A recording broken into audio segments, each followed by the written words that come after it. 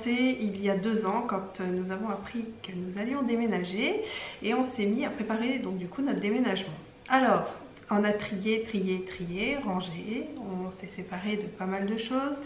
Il y avait plein d'objets, des doublons que nous avions, plein d'objets qu'on gardait qui étaient des ça peut servir, plein d'objets qui étaient là, dont on ne se servait pas, et des objets que nous avions achetés parce qu'on pensait que nous allions être plus heureux avec, ou des objets que nous avions achetés parce que c'était un super méga bon plan, que c'était aussi des choses qui allaient certainement nous rendre plus heureuses. Enfin voilà, tout un tas d'objets comme ça. On a eu une petite prise de conscience en se disant que nous avions quand même pu cumuler pas mal de choses.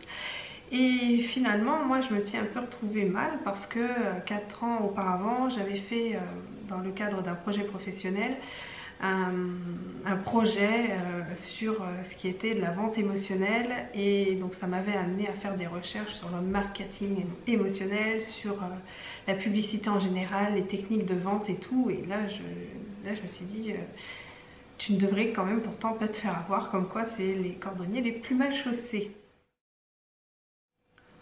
On fait notre tri, on aménage, tout se passe bien, on vide les cartons, on remplit les armoires, on remplit les tiroirs, on remplit tout ce qu'on a à remplir, tout est nickel, la vie suit son cours, impeccable.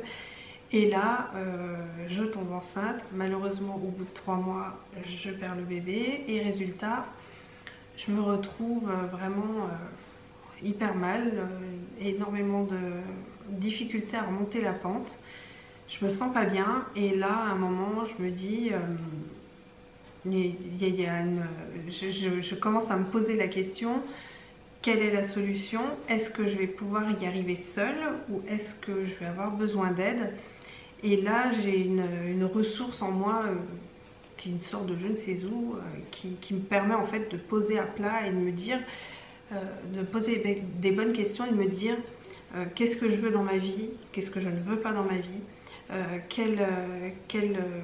ce que je veux de bien pour ma famille, pour mon mari, pour mon fils, pour moi aussi. Je me pose la question de savoir ce qui est bon pour moi ou pas.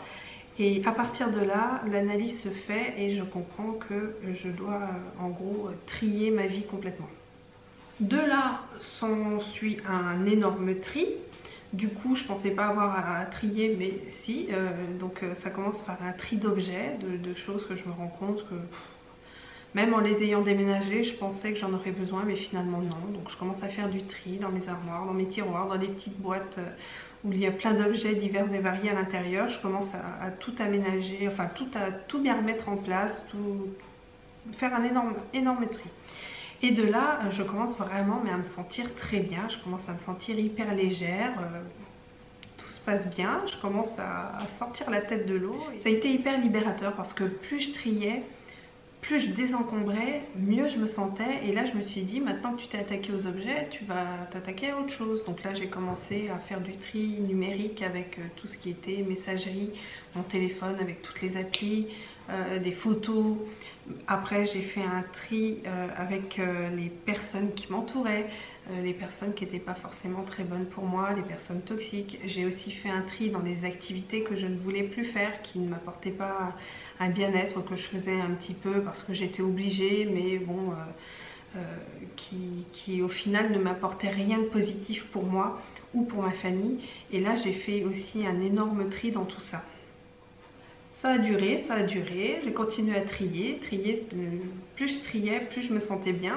Et puis au final, je me suis dit, j'ai trié déjà beaucoup de choses, donc ça a été un tri très utile. Et puis surtout, je me suis dit que là, j'avais fait un méga tri de malade, et résultat, c'était, j'étais au top du top, que je pouvais pas faire mieux en termes de tri, que j'avais vraiment tout vu, tout ratissé, et que c'était vraiment nickel, et qu'il n'y avait plus rien à enlever.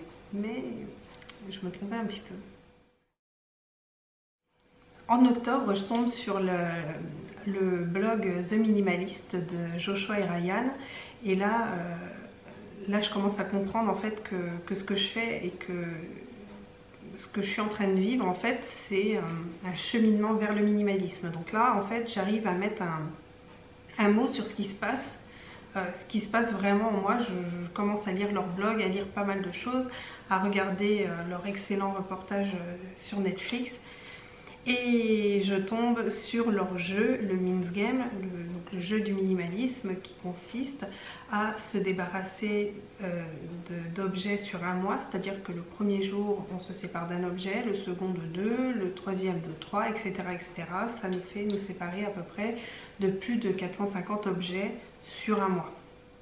Alors je me lance là-dedans en me disant j'ai déjà fait énormément de tri, je ne vais pas pouvoir trouver grand chose, peut-être un crayon par-ci, un stylo par-là. Bon, je savais que j'avais encore un petit peu de tri à faire dans tout ce qui était linge de lit, linge de maison, tels que les serviettes, aussi dans les vêtements de Martin, un petit peu à nouveau dans mes vêtements parce que finalement il y a certains vêtements que j'avais dans lesquels je me sentais plus forcément à l'aise non plus, dans mon make-up toujours, hein, qui a toujours été un très gros...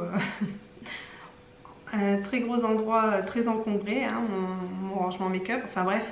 Donc je me suis dit que ça allait être pas trop compliqué, mais après c'est vrai que de se retrouver aux alentours du 22, 23, voilà, de se séparer d'une vingtaine d'objets, après une trentaine, ça allait être un petit peu plus délicat, mais au pire, je me suis dit que si je n'y arrivais pas, c'était pas très grave, mais que enfin, le but c'était quand même d'y arriver. Donc le Min's Game se passe. Premier jour facile, deuxième pareil, on commence à arriver dans les 17-18e jours, donc j'arrive toujours à trier. Et puis il y a un moment où, là, même les gros endroits où je devais trier commençaient à se vider aussi. Et puis je suis repassée après sur des endroits dans lesquels j'étais déjà passée, mais bien avant. Et je me suis dit que j'allais commencer à regarder dans les fringues et tout. Et là, ça m'a mis un petit peu face à moi. Et là est arrivé un moment où je me suis affrontée moi-même, c'est-à-dire que j'ai affronté... je me suis rendu compte de certaines manies que j'avais, je me suis rendu compte de certaines compulsions que je pouvais avoir, je me suis rendu compte de ces objets qui m'appartenaient et avec lesquels je ne souhaitais pas me séparer, et bien pourquoi je ne voulais pas me séparer d'eux et qu'est-ce que ça me renvoyait comme image. Donc pour un exemple tout bête, même deux, même trois, enfin j'en ai énormément d'exemples, mais le premier était en fait une caisse à vêtements que je gardais avec des vêtements qui étaient trop petits parce que au fil du temps j'ai quand même grossi, je suis devenue maman, enfin il y a eu pas mal de choses. Et c'était ces vêtements que je gardais, que je voyais tous les jours, hein, qui étaient là tous les jours et forcément je faisais attention à eux parce que en plus ils étaient bien mis dans une caisse transparente histoire qu'on puisse bien voir ce qu'il y a à l'intérieur, que des jolis vêtements d'ailleurs. Et c'est vrai que tous les jours je voyais cette caisse et finalement cette caisse me disait va falloir que tu maigrisses, va falloir que tu fasses quelque chose, va falloir que tu te mettes enfin à perdre du poids. Et ça m'envoyait à chaque fois sur ce truc là de devoir faire mais pas d'y arriver parce que j'étais pas en phase de régime, parce que j'avais pas envie et puis parce que j'ai pas aujourd'hui à l'heure actuelle envie de maigrir avec un régime. Et petit à petit ça me renvoyait à ça, donc quelque part je gardais cette caisse qui tous les jours à chaque fois que j'ouvrais mon armoire me disait mais écoute aujourd'hui t'as toujours pas pris la décision de maigrir, mais t'en es où, t'es incapable, t'es pas capable, t'es qu'une merde, etc.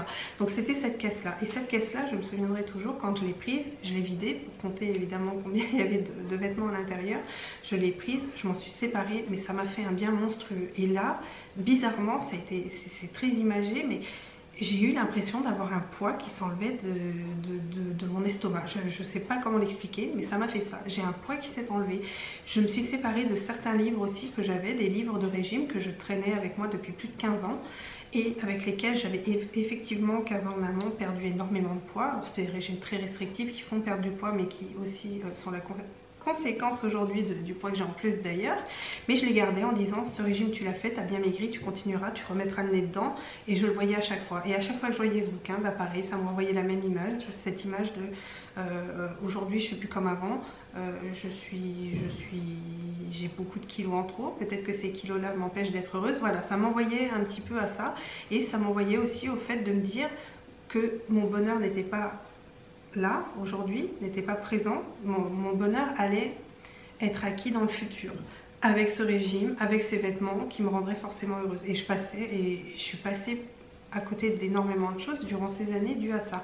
Et ça c'est pareil, ces livres-là, quand je m'en suis séparée, parce que je ne voulais plus du tout les voir et jamais je remettrais le nez dedans, mais ça m'a vraiment libérée, ça a vraiment été libérateur. Après j'ai vu aussi des achats compulsifs que j'avais, comme du make-up, comme des vernis à ongles, voilà, ce genre de choses qui me faisaient penser que je serais certainement une personne meilleure si je portais le même vernis à ongles que telle et telle, que je serais aussi bien qu'elle, etc. Enfin voilà, des trucs qui m'ont fait un petit peu tourner la tête, et à partir du moment où je me suis séparée de tout ça, eh bien je me suis retrouvée moi, et vraiment moi, et j'ai vraiment appris à me connaître. Alors à ce jour, le Min's Game est terminé. On a encore pas mal de tri, on a encore un petit peu de tri à faire. Donc je pense que pour février, on va se remettre sur cette expérience-là qui moi, m'a vraiment permis d'apprendre énormément de choses. Les bénéfices, il y en a énormément. Alors le tout premier, ça va être un gain de temps parce que forcément c'est moins encombré, tout est rangé, on sait où c'est, donc on perd plus 3 heures à aller chercher, à les rechercher, à les trouver, etc. Pour faire du nettoyage, ça va tout aussi vite, alors ça c'est carrément génial. Ensuite, quand j'ouvre ma penderie, je sais que tous les vêtements qui se trouvent à l'intérieur me vont, donc je mets pas 3 heures non plus à les chercher pour pouvoir m'habiller. Pour le maquillage, c'est exactement pareil, j'ai ma palette de maquillage, je sais que c'est celle-là que j'utilise, je vais me maquiller avec celle-là. Pour les vernis à ongles, c'est pareil, j'en ai plus 250, j'en ai maintenant une petite quarantaine, donc résultat, je sais lequel mettre et à quel moment. Et ensuite, il y a aussi le gain d'argent, parce que finalement, maintenant, j'ai plus ces achats compulsifs que je pouvais avoir pour me faire du bien, alors que ce soit en nourriture, parce que c'est pareil, hein, la nourriture en faisait partie, donc forcément des achats compulsifs aussi en nourriture, mais aussi bien aussi en vêtements ou en choses parce qu'on est triste, on se fait un cadeau. Voilà, ça maintenant je le fais plus. J'ai appris quand je suis triste à trouver une autre solution que celle d'acheter et puis de remplir un vide qui au final n'est pas plus mal que ça. Alors aujourd'hui c'est quand même beaucoup plus facile de faire des choix sur les objets que je veux, sur les objets que je ne veux plus, sur les personnes que je veux, sur les personnes que je ne veux plus, sur les activités que j'ai à faire et celles que je ne souhaite plus faire. Et c'est vrai que ça c'est plein de petites décisions qui sont en fait des victoires et qui m'ont permis en fait de prendre une énorme confiance en moi. Aujourd'hui clairement je me sens beaucoup plus maître de moi, de ma vie, de ce qui m'entoure, et c'est vachement quand même sympa. Alors je dis pas que le minimalisme c'est la solution pour tout le monde, pas du tout, mais en tout cas moi ça a été ma solution. J'avais pas mal d'a priori sur le minimalisme carrément parce que je connaissais pas, j'avais pas pris le temps de connaître, et franchement je regrette un petit peu de ne pas être tombée dessus avant. Alors maintenant j'ai toujours tendance à croire que dans le négatif il y a toujours une petite part de positif, et aujourd'hui c'est un bon exemple parce que finalement si au mois de juillet il nous était pas arrivé tout ça, jamais je serais tombée aussi bas, et peut-être que jamais je me serais intéressée à tout ça, et jamais j'aurais certainement appris à mieux me connaître. Est-ce que je pensais que ça changerait autant ma vie? Non. Est-ce que je pensais être plus heureuse grâce au minimalisme? Non plus. Je sais que c'est pas une solution forcément universelle, mais en tout cas moi ça m'a beaucoup appris. Ça m'a permis vraiment de me recentrer sur ce qui était essentiel pour moi. Et je sais que je continue mon chemin vers tout ça. Mais je pensais pas que une chose comme celle-ci pouvait me permettre d'atteindre un bonheur si facilement. Ouais, si facilement j'ai envie de dire.